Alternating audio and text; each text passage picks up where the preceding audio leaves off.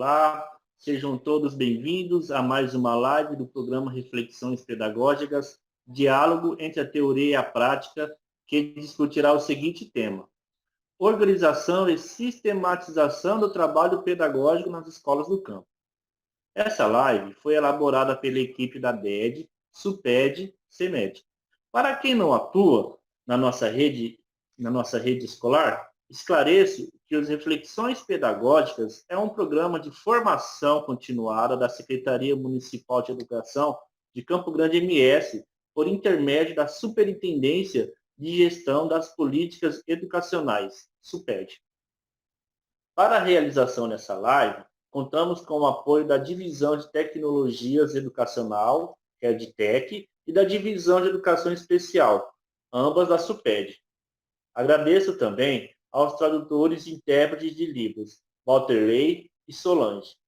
Bem-vindos, bem-vindas à nossa live.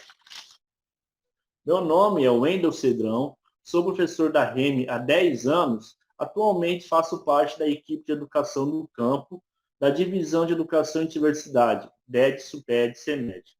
Convidamos a todos para participarem do chat, coloquem suas dúvidas, suas impressões, e logo após estaremos esclarecendo caso tenha, ok? Na live de hoje, abordaremos o seguinte tema: organização e sistematização do trabalho pedagógico nas escolas do campo, com o objetivo de propor o diálogo sobre a organização do trabalho pedagógico das escolas do campus na atual conjuntura. E também terá os seguintes subtemas: 1. A educação do campo e o trabalho remoto, a educação do campo e o trabalho pedagógico, e contextualizando as práticas educacionais. Assim, convidamos o nosso primeiro palestrante de hoje, o professor Carlos Porto, formador, ocupando o cargo na Secretaria de Modalidades Especializadas, que é o Campo, Cidade, EJA, Ética Racial e Inclusão, e técnico da modalidade de Educação do Campo. Possui especialização em Educação do Campo pela UFMS e frequentou o curso de graduação de Linguagens Códigos da UFMS, Sistema de Alternância. Seja bem-vindo, professor Carlos. Prazer em recebê-lo aqui na nossa live. Obrigado, professor Wendel. Obrigado a todos que fazem parte desse conjunto. Lembrando que é sempre um prazer para nós estarmos aqui conversando, né, entre professores, gestores, acadêmicos e todos aqueles interessados nas temáticas que estão vinculadas à educação do campo. É o momento em que a educação do campo, assim como todas as outras, como todos os outros segmentos, passa por uma grande reformulação, né? Professores aí, e gestores e estudantes, e também, quando nós falamos dessa educação, nós falamos da comunidade escolar. Pais, responsáveis, todos ali voltados à educação. Bom, para você que está nos acompanhando e já percebeu que o nosso diálogo está inserido na modalidade de ensino da educação do campo, eu gostaria de falar para vocês quem são esses sujeitos pertencentes à educação do campo. Né? Quem são esses sujeitos? O Arroyo ele tem uma fala muito interessante quando ele fala que existem os outros sujeitos, que são os filhos, né, dessas pessoas que estão localizadas na zona rural. Então, vamos prestar bastante atenção no que eu vou falar para vocês agora. Quem são esses sujeitos? Esses sujeitos, eles são os agricultores, os familiares, né? Os extrativistas, os pescadores artesanais, os ribeirinhos, e tem uma linguagem até que eu acho interessante, que eles dizem que são os povos da floresta, porque também engloba os indígenas, os quilombolas, mas enfim, aqui nós estamos delineando a nossa fala para aqueles que são trabalhadores e filhos desses trabalhadores do campo. O sujeito que vive no campo, em um tempo, em um espaço que é marcado em lutas. Isso é muito importante nós frisarmos, né? É um direito. é um direito constitucional. Eu gostaria de apresentar para vocês aqui no slide número 7, para vocês terem uma noção. Você já vê aqui uma imagem, né, da Constituição, né? E do lado direito, vocês percebem também que tem as diretrizes educacionais para a educação do campo. Isso é muito importante. Sabe por quê? No artigo 1º dessa diretriz, diz assim, que as questões que são relacionadas ao campo, cada uma tem as suas questões inerentes, ou seja, as suas peculiaridades. E é interessante, por que é interessante, né, quando nós abordamos todo esse conjunto? Porque cada localidade tem uma especificidade, e nós percebemos isso muito no momento atual. Ou seja, vamos dar um exemplo para vocês. Existem escolas que são do campo que têm mais acessibilidade aos caminhos virtuais. Outras estão mais distantes e não têm essa acessibilidade tão fácil para que o aluno ele possa ocupar-se das atividades que são colocadas ali nesse momento atual. Então, o campo em si, ele tem toda uma conjuntura que tem que ser pensada, analisada, refletida, estudada e vir um grande campo de pesquisa. Não é verdade? Eu tenho certeza que você que trabalha na educação do campo fica muito próximo de todo esse diálogo que nós estamos tendo agora. E eu apresento para você agora a educação do campo e o trabalho remoto. Então, o primeiro item que nós vamos discutir, eu gostaria que você frisasse, é a educação do campo e o trabalho remoto. É importante nós também compreendermos que o trabalho remoto ele é um pouco diferente do que nós dizemos de educação à distância. Uma educação à distância que tem uma plataforma que já está toda, eu digo, de uma maneira básica, né, para que você possa compreender, que a educação à distância, ela tem uma plataforma, ela está toda organizada para que o estudo seja à distância, no semipresencial ou totalmente à distância. O trabalho remoto, ele vem para atender uma demanda, uma emergência, né? E aí nós utilizamos várias frentes, nós também utilizamos de alguns recursos, ferramentas, mas para aquelas localidades mais abrangentes, né, que estão distantes, nós utilizamos os cadernos de atividade. Vocês conhecem muito bem, e isso também depois, logo mais nas nossas falas, vocês vão compreender algumas dicas, né, e possibilidades. Lembrando sempre que são sugestões. Mas antes de iniciar essa fala, eu gostaria de ler com vocês, e gostaria que vocês ouvissem muito o que a doutora Aisha Ahmed, né, ela escreveu um artigo muito interessante sobre a quarentena, sobre tudo que nós estamos vivendo, em um artigo que foi colocado no The Chronicle of Hyder, é uma universidade que ela trabalha, ela é doutora, e então ela escreveu esse artigo e foi traduzido para a nossa linguagem aqui do Brasil por Renato Pincelli, publicado e teve uma grande repercussão. Mas olha que frase interessante que ela traz para nós. Mais do que nunca, precisamos abandonar o performativo e abraçar o autêntico. Modificar nossas exigências mentais exige humildade, paciência, mantenha o foco nessa mudança interna. Então, de uma maneira muito especial, não somente nós, mas todo o mundo hoje, passa por uma mudança que alguns chamam de novo normal, do novo, enfim, todos nós estamos, em algum momento, crescendo com isso tudo. A mesma doutora Aisha, ela no final do seu artigo diz que a calamidade, ela se torna uma grande professora. Olha que interessante. E é a partir dessa linha que nós vamos conversar um pouquinho, porque essa mudança ela foi sentida principalmente pelos gestores, pela equipe pedagógica, e aqui eu abro um parênteses, né?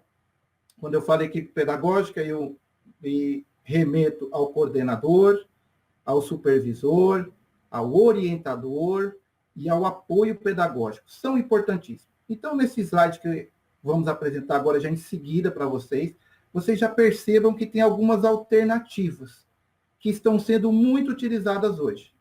Deixa eu só voltar aqui um pouquinho. eu deixar nessa imagem aqui, onde está a imagem do WhatsApp, o Facebook, o Instagram, o YouTube e o Cadernos de Atividades. Esse vocês conhecem, porque ele é desenvolvido pela Secretaria, mas também os professores colocam atividades complementares e algumas das nossas escolas, e aqui eu agradeço a cada um de vocês, têm contribuído para levar nesse caderno uns conteúdos que são direcionados aos nossos estudantes.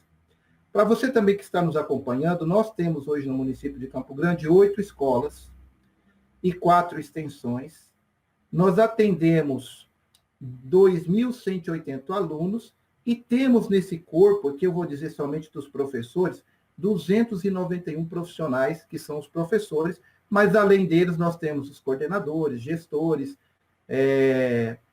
e demais integrantes que fazem parte dessa comunidade escolar. Veja bem, nós temos aqui um ponto interessante de nós conversarmos, e aqui nós vamos falar diretamente sobre a organização pedagógica, né? O que é essa organização pedagógica, então, vendo de uma maneira muito sensata, né, muito sublime, para que você possa caminhar com esses pensamentos e esse diálogo se estender para que nós possamos, então, formarmos e não nos eximirmos dessa responsabilidade de ampliarmos esse diálogo, né? A organização pedagógica do trabalho pedagógico é um elemento relevante e imprescindível, sempre foi. E nesse momento, muito mais, porque ele acontece na coletividade, ou seja, no âmbito da escola. E quando eu falo sobre a comunidade escolar, eu me remeto a todos aqueles que estão envolvidos, as famílias principalmente.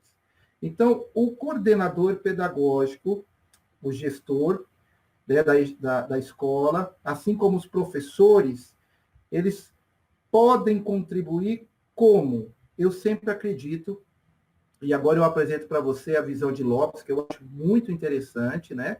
Eu vou só passar aqui um slide para vocês, ó, e eu gostaria que vocês acompanhassem essa leitura. Olha que interessante.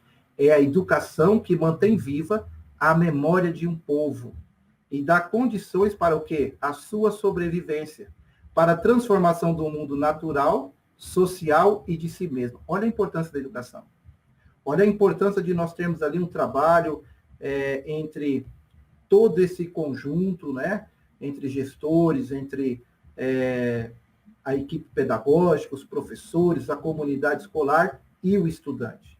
Lembrando que o estudante, e aí eu cito aqui um escrito de White, que ela escreve sobre educação, e ela diz que na educação nós desenvolvemos todas as nossas faculdades físicas, mentais, sociais e espirituais. Isso é de grande importância para nós.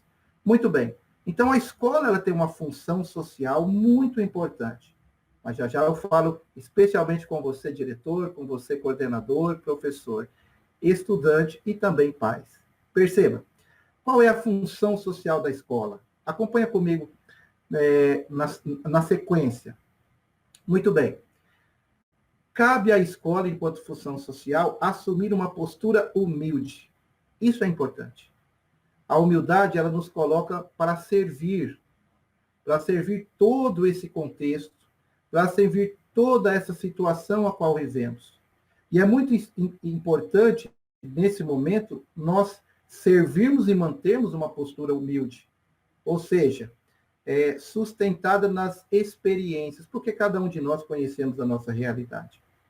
Então, nesse momento, esse compor pronto para e dar atenção significa que a escola, mesmo no tempo em que vivemos, é um espaço acolhedor. E que sempre tem que estar pronta para escutar, para dialogar, para respeitar e estimular. E quando eu falo essas partes, né, eu digo que é toda a comunidade escolar e aqui, nessa modalidade de ensino do campo. Por quê? Porque esse diálogo, essa escuta, ela tem que ser parte intrínseca entre direção, equipe pedagógica, professor, pais, responsáveis e estudante. Veja, ele é um caminho que percorre a cada espaço.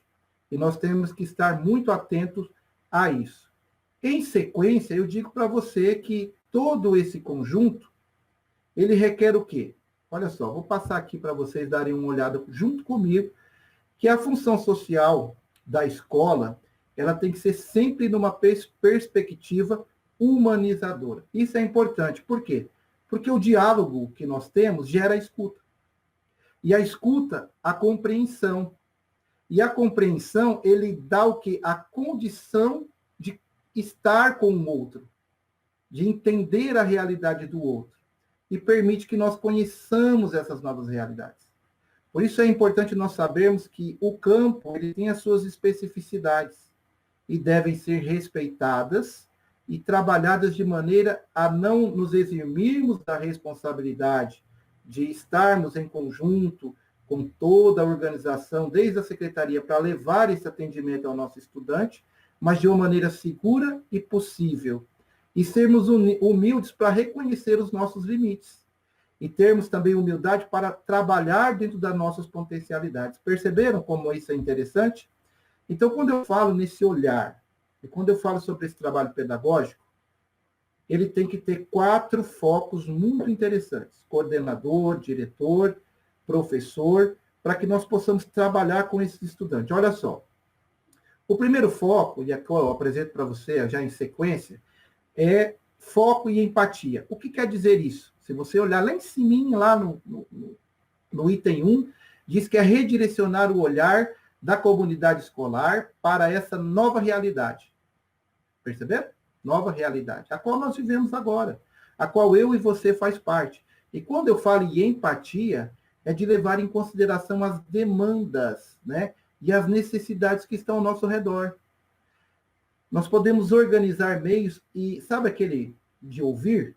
Né? Às vezes nós estamos trabalhando com as nossas aulas pelo grupo de WhatsApp, trabalhamos com os cadernos de atividade, trabalhamos pelos outros meios virtuais, e daqui a pouco nós vamos ter algumas dicas muito interessantes, mas nós temos que ouvir e compartilhar isso de uma maneira a atender todas, porque os nossos alunos podem, em alguma maneira, se adaptar com o virtual ou estar mais adaptados com os cadernos de atividade. Nós temos que fazer essa agregação e compreender a melhor maneira de trabalhar atendendo a necessidade do outro.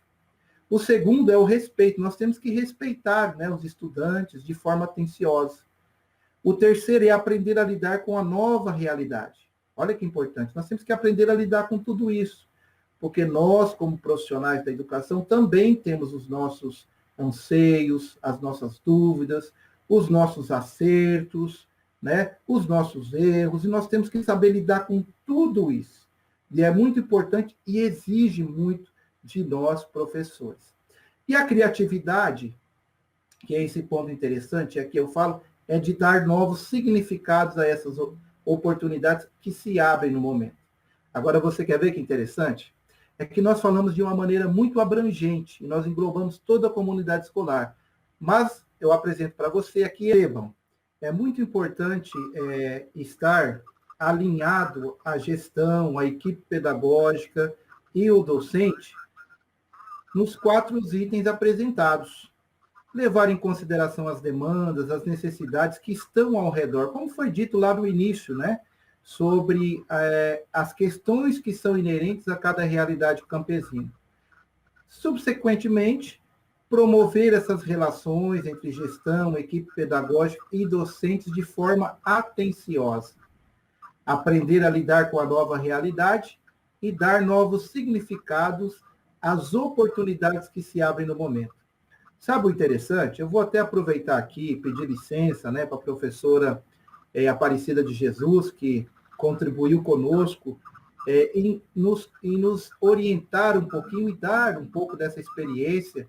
Eu vou utilizar aqui alguns slides que vocês vão prestar muita atenção, que fala sobre o caderno de campo.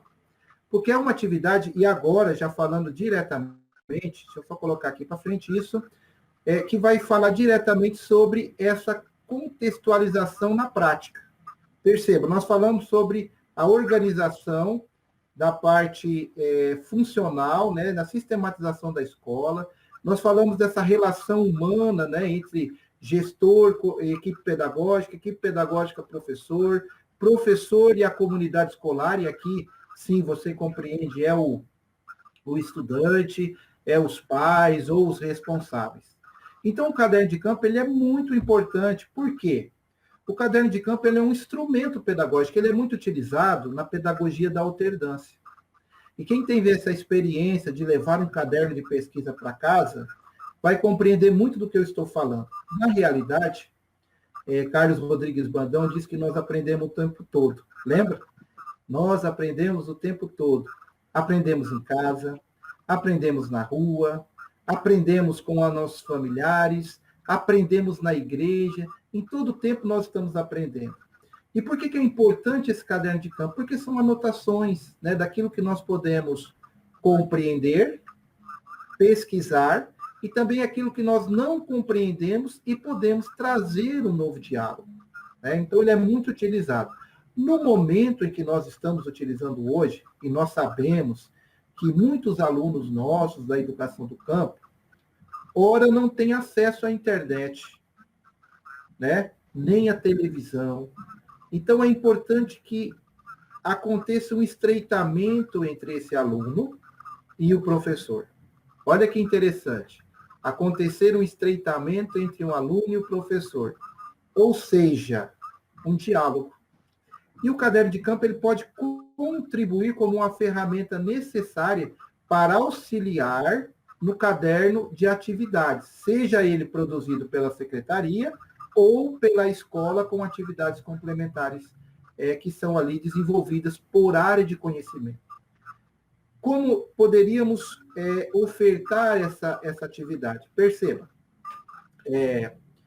são apenas uma sugestão, e nós podemos, mediante essa sugestão, colocar em prática com os nossos alunos, correto? Mas nada impede que você possa criar outras maneiras de trabalhar com o seu público. Até no momento passado, eu me lembro que a professora Luciana Souza, ela fez um recurso muito bacana, que foi as cartas. Olha que interessante, as cartas, né? E ela conseguiu ali conversar com os pais dos seus alunos. Bom, perceba, no caderno de atividade, ele pode ser um caderno feito pelo professor para o aluno, ou o aluno ter um caderno de anotações. E nós vamos dar a nomenclatura de caderno de campo. Nesse caderno, você pode anotar aquilo que você não compreendeu. E aquilo também que o pai ou o responsável não conseguiu explicar para o seu filho. De certa maneira, claro, o professor ele não poderá ir na casa, até nesse momento que nós vivemos, e pela distância, às vezes, que nós temos na zona rural, em dar essa atenção, mas ele recebe a informação daquilo que o aluno não conseguiu compreender ou que o pai não pôde, de maneira didática, explicar para o estudante. Ressalto que isso não quer dizer que o nosso estudante não aprenda nada, porque sempre estão aprendendo algo muito bom, né? Mas quando esse aluno retornar para a escola, ou quando o professor puder mandar uma atividade diferenciada, ele sabe certinho qual o conteúdo que o aluno teve maior dificuldade. Percebeu que interessante? Qual o conteúdo que o aluno teve dificuldade? E existem algumas maneiras para nós abordarmos isso com o pai, com o aluno, ou até mesmo entre nós, entre docentes e discentes, né? Por exemplo, se você olhar aqui na segunda linha, nós temos ali, ó, o que você aprendeu na quarentena? O que você está aprendendo, né, na quarentena? Ele pode contar coisas que ele aprende no seu dia a dia. E, de repente, você pode fazer um link e, a partir daquele diálogo, estreitar com a área de conhecimento que você está estudando, ou com o conteúdo daquela semana, ou com o conteúdo daquele mês. Claro, nós entendemos. Mas, quando fazemos isso? Normalmente, nós procuramos fazer essas pesquisas e sistematizar toda essa didática para ofertar para os nossos estudantes no momento de planejamento. É muito importante usar essas 7 horas de planejamento a qual nós temos para trabalharmos nessas questões. Sabemos que o momento requer muita tranquilidade, né? Porque nós temos tantas tarefas no nosso cotidiano, né? Essa ansiedade que nós vivemos, mas é possível fazer. Isso é muito importante. É possível fazer e trabalhar com os nossos estudantes e também com a comunidade escolar dessa maneira. E o segundo, é muito importante você sempre colocar, né, o que traz de bagagem, o que eu trago de bagagem, né? E você começa a conhecer um pouquinho da realidade do seu aluno, do que ele está passando por aquele momento, né? E nessa parte você pode refletir também sobre tudo que está acontecendo, e isso é muito relevante para se dialogar com a equipe pedagógica com a gestão, e a gestão fazendo a interface com a Secretaria Municipal de Educação. Aqui, no caso, nós falamos sobre a CEMED, né, que nós temos procurado e recebemos essas orientações do nosso gestor da superintendência, da nossa chefe da Divisão de Educação e Diversidade, para sempre estarmos com esse momento de ouvir e de saber como nós podemos avançar. Então, como nós podemos estruturar essas atividades? Perceba, nesse slide seguinte, eu apresento para você essa estrutura, a estrutura da atividade, né? Então, esse caderno de campo, já tendo um resumo disso que nós acabamos de conversar com vocês, é de promover o processo da escrita. Olha só, além de você trazer essa parte de estreitamento do diálogo, da compreensão do outro, da realidade, você promove a escrita, ou seja, a produção do conhecimento, né? O conhecimento é muito bom, porque é onde você pode, ao mesmo tempo, trabalhar com as dúvidas, as temáticas que não foram compreendidas, e trazer isso para um objetivo, para uma reflexão do diálogo sobre todos os conteúdos estudados, né? Nós podemos ter isso bem alinhado. E o objetivo é proporcionar ao estudante a reflexão de tudo isso.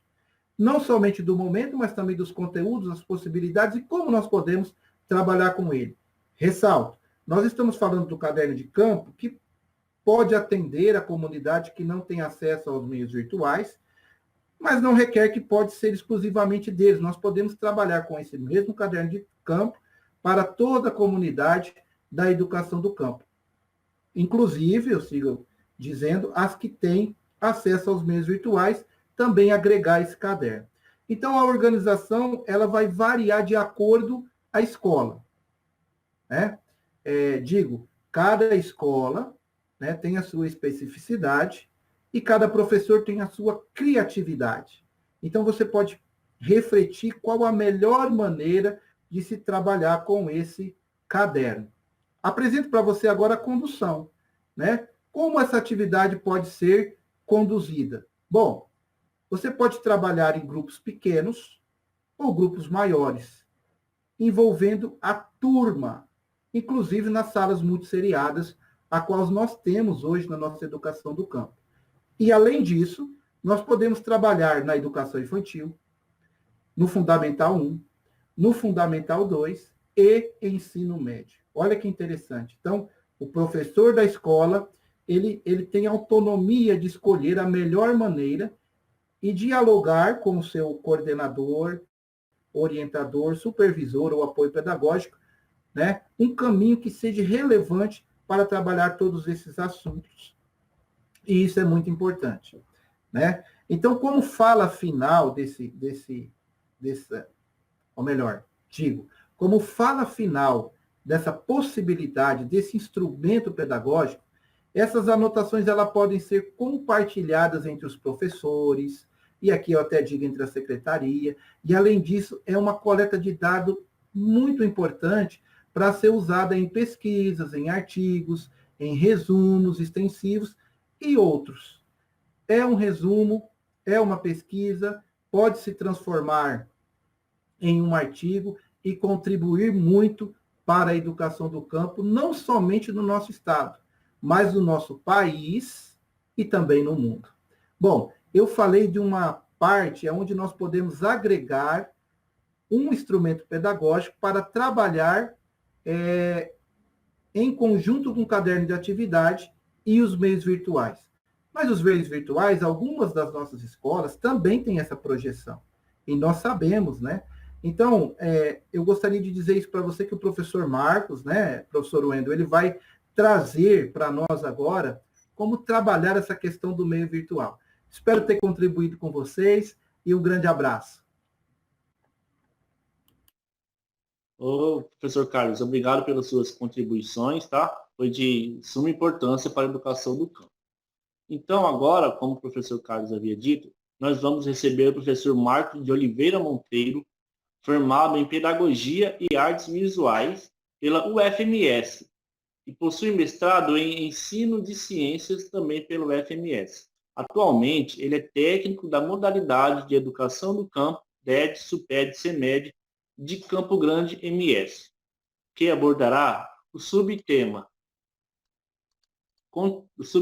Contextualizando as Práticas Educacionais. Professor Marcos, seja bem-vindo. Prazer recebê-lo aqui conosco na nossa live.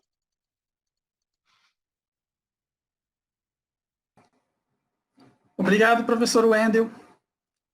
Vamos apresentar, então, por meio de um passo a passo, dicas de como aperfeiçoar o trabalho remoto utilizando das tecnologias digitais. Atualmente, nós utilizamos Facebook, WhatsApp, Instagram, YouTube e outros, e também o caderno, mas nós podemos melhorar utilizando o Google Sala de Aula, que é um ambiente virtual de aprendizagem. E hoje eu vou passar para vocês dicas de como se utilizar dessa ferramenta. O que é um ambiente virtual de aprendizagem? É uma sala de aula onde nós criamos os nossos espaços virtuais. É aonde nós podemos estreitar as nossas relações. E nós temos vários ambientes virtuais. Nós temos o Moodle, nós temos o Teleduc, EproInfo, e hoje nós vamos utilizar, então, o Google Sala de Aula para aquelas escolas que possuem o mínimo de conectividade digital. Bem, as escolas, então, têm utilizado para o trabalho remoto o Google Meet, o Skype e também Zoom, né? Mas, como eu estava comentando, o interessante é nós estreitarmos e nós darmos um passo adiante, utilizando o Moodle, que é uma ferramenta que a Secretaria Municipal de Educação disponibiliza, e também o Google Sala de Aula, que é muito simples. Basta que nós tenhamos uma conta Google para que nós possamos se utilizar deste ambiente virtual de aprendizagem. Vamos, então, para esse passo a passo, que é muito simples. Bem, o Google Sala de Aula faz parte do Google for Education, uma plataforma do Google que permite, então, professores realizar esses encontros e para que nós possamos dar um passo em relação às aulas à distância. Vamos lá? Como criar uma sala virtual? Muito simples. Basta que nós acessamos o Google e vamos, então, procurar, né? Google Sala de Aula.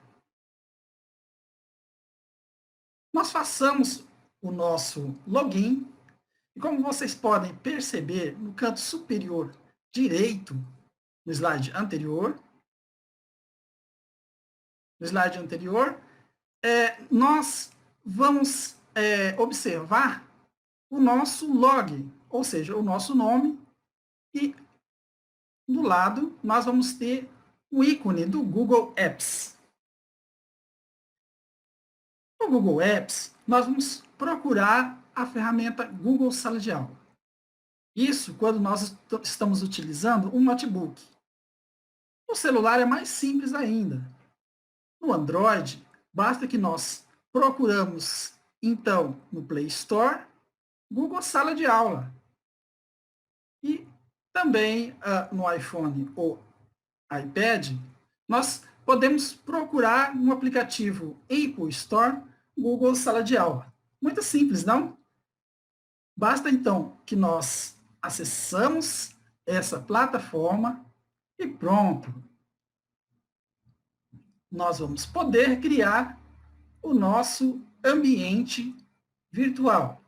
Como vocês podem observar, nesta minha sala, disponho, então, de vários cursos que eu participei e cursos que eu criei. Atualmente, o Google Sala de Aula exige que nós tenhamos um espaço de trabalho. O Google Workspace, que é um serviço do Google que oferece versões de vários produtos Google, que podem ser personalizados e que pode, então, ter um domínio específico do cliente. Ou seja, o nome do cliente irá aparecer, então, no endereço URL da plataforma. E isso pode ser pago ou pode ser free. No nosso caso, nós estaremos mostrando nesse tutorial de como vamos criar uma sala de aula num espaço livre. Tudo bem? Então vamos lá. Bem, então nós acessamos o Google, procuramos Google Sala de Aula, logo após logarmos. E como nós podemos observar nesse slide, no canto superior direito, nós vamos encontrar um mais. Esse ícone apresenta duas formas de acesso. Participar. Participar da turma ou criar uma turma. Bem, você pode criar uma turma, atribuir trabalhos e postar avisos para os alunos, no caso do professor. E no caso do aluno, irá participar da turma por meio de um código. Qualquer pessoa com mais de 13 anos pode criar uma turma usando uma conta do Google pessoal. Vamos lá? Continuando. Logo após, então, como nós dissemos, vai exigir que nós tenhamos uma conta Google Workspace, ou seja, um espaço de trabalho. Basta, então, que nós aceitemos criar esse espaço e pronto. Próximo slide. Vai aparecer, então, as configurações para nós criarmos a nossa turma, ou seja, criarmos o nosso espaço virtual, onde nós vamos inserir alunos, onde nós vamos inserir professores, tá?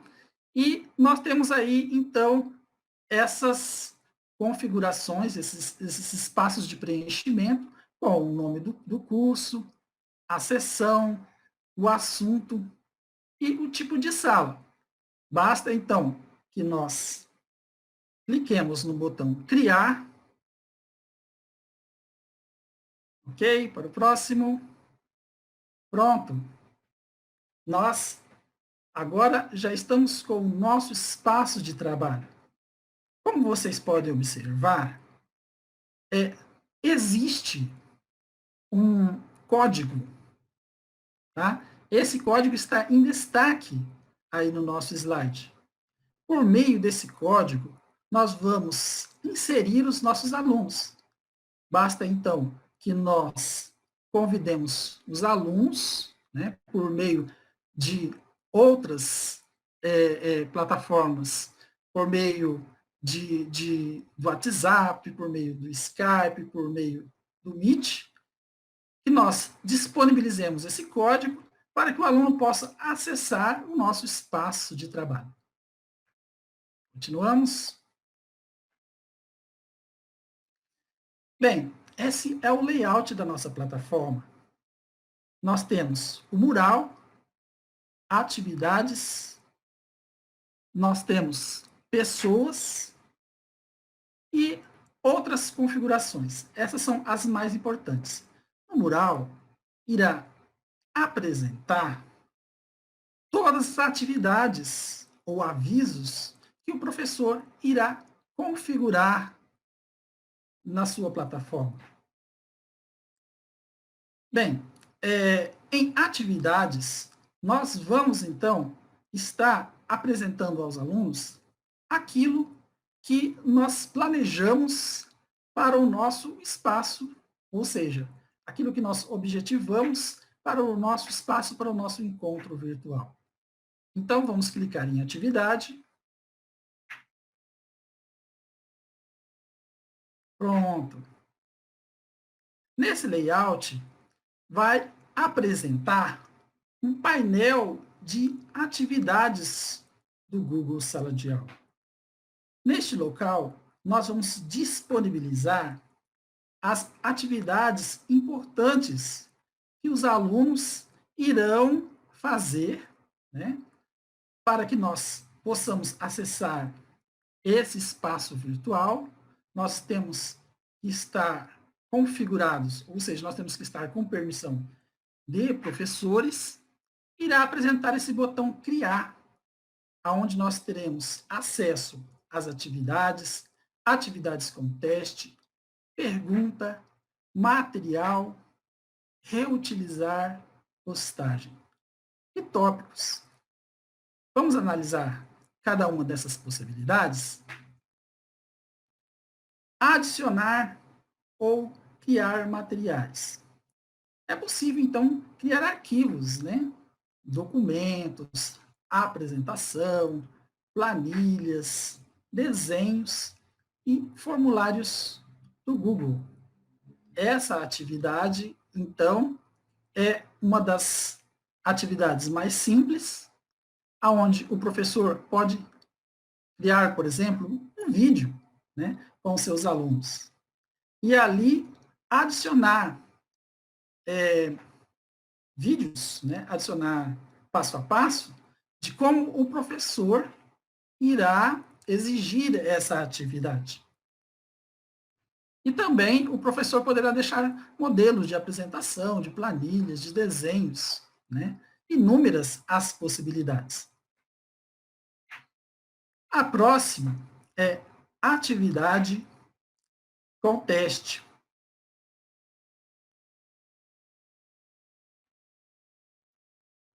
Essa atividade com teste, o Google irá apresentar um formulário, ou seja, ele já deixa disponível um formulário aonde o professor poderá configurar diferentes tipos de teste ou avaliação.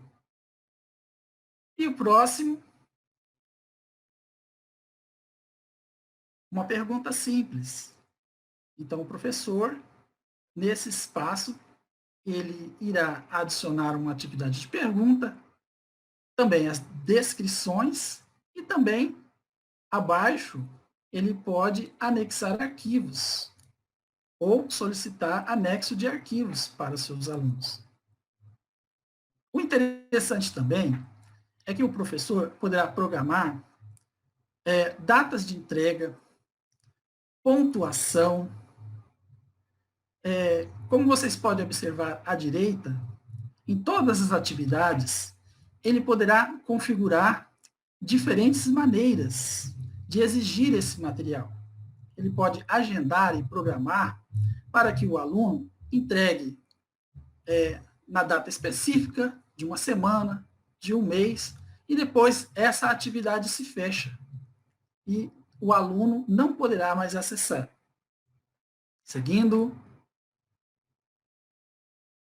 disponibilizar um material. Essa atividade é muito simples. O professor poderá disponibilizar um slide, um vídeo. Também, como eu disse, poderá programar de diferentes formas para que o aluno tenha acesso a esse material, né, e possa realizar uma atividade X ou Y. Lembrando que todas essas atividades, todos esses materiais, poderão ser visualizados pelo mural. Quando os alunos acessarem o Google Sala de Aula, eles poderão observar quais as atividades, né, quais os materiais, quais os recursos que ele poderá, então, nessa sala de aula, acessar. Tudo bem? O próximo